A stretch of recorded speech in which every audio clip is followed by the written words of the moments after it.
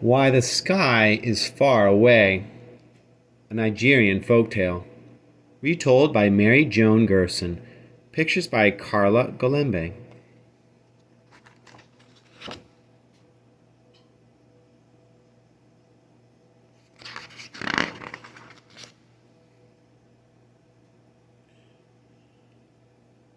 In the beginning, the sky was very close to the earth.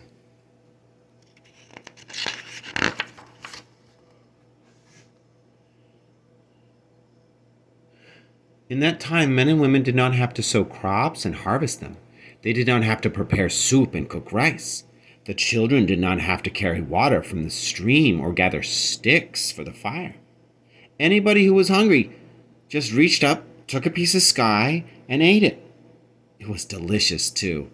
Sometimes the sky tasted like meat stew, sometimes like roasted corn, and sometimes like ripe pineapple.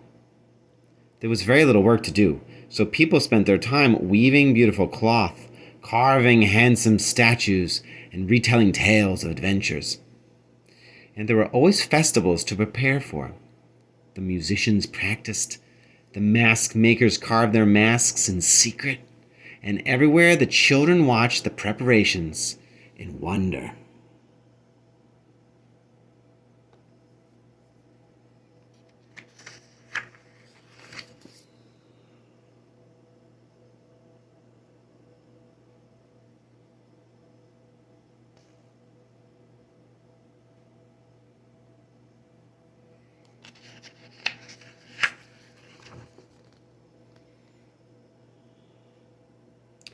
The king of the land was called the Oba, and his court was magnificent.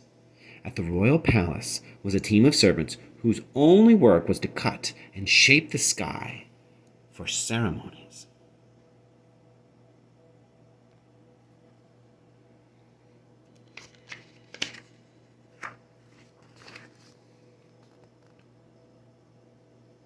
But the sky was growing angry because people were wasteful. Most often they took more than they could possibly eat and threw the leftovers on garbage heaps. I am tired of seeing myself soured and spoiled on every rubbish bin in the land, brooded the sky.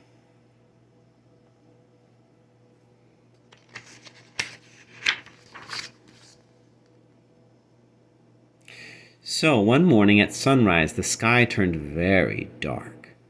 Thick black clouds gathered over the Oba's palace, and a great voice boomed out from above. Oba, mighty one, your people have wasted my gifts. I am tired of seeing myself on heaps of garbage everywhere. I warn you, do not waste my gifts any longer, or they will no longer be yours. The Oba, in terror, sent messengers carrying the sky's warning to every corner of the land. In every village, people were told about the sky's unhappiness. The children were warned never to take a piece of sky unless they were truly hungry.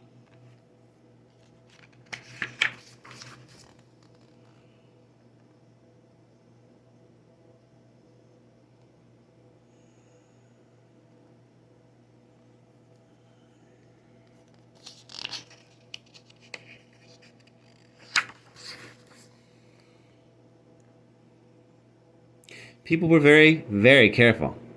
That is, for a while. Then the time arrived for the great festival of the year.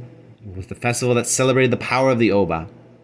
The most important palace dancers performed all through the night, and the Oba himself, in ceremonial robes, danced for his subjects. By the fifth day, there was rejoicing in every home and on every street. The Oba knew, though, that with the dancing and the merriment, people might forget the sky's warning. So he made sure no one took more sky than he or she absolutely needed.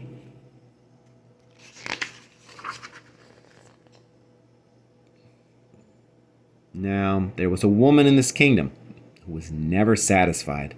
She could barely move when she wore all the weighty coral necklaces her husband had bought her, but she still craved more necklaces. She had 11 children of her own, but she felt her house was empty. And most of all, Adesi loved to eat. On the very last night of the celebration, Adesi and her husband were invited to the Oba's palace.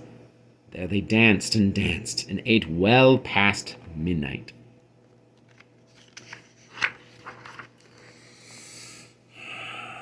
What an evening it was, Adesi thought later, standing in her own garden again. How I wish I could relive tonight. The drumming I heard, the riches I saw, the food I ate. She looked up at the sky, and hoping to taste once again the cocoyams and meat stew the sky had offered, she took a huge piece to eat. She had only finished 1/3 of it when she could swallow no more. "What have I done?" wailed Adesi. "I cannot throw this away." "Atolo," she screamed, calling to her husband. "Come and finish this piece of sky for me." Her husband, exhausted from dancing all night and stuffed with the sky he had eaten at the Oba's palace, could take only 2 bites. "Wake the children!" screamed Adesi.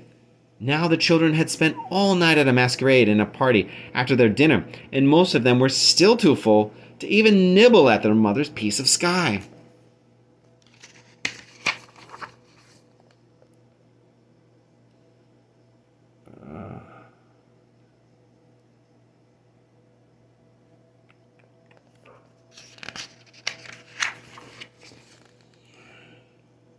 The neighbors were called, and the neighbors' neighbors were called, but Adesi still held in her hand a big chunk of sky. "What does it matter?" she said finally. "One more piece of sky on a rubbish heap."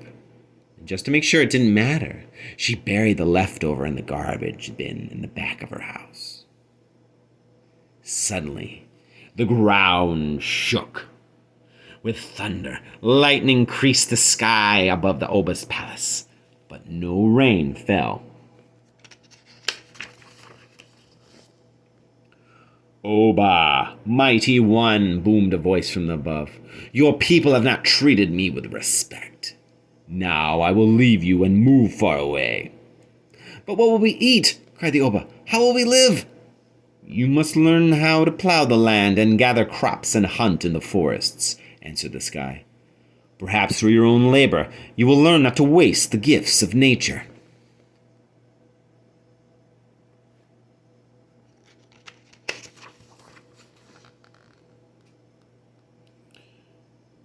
No one in the land slept very well that night.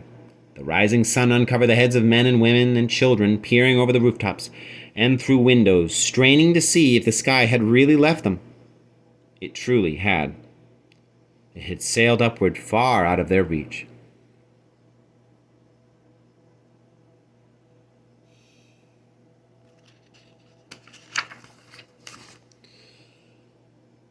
From that day onward, men and women and children had to grow their own food. They tilled the land and planted crops and harvested them. And far above them rested the sky, distant and blue, just as it does today.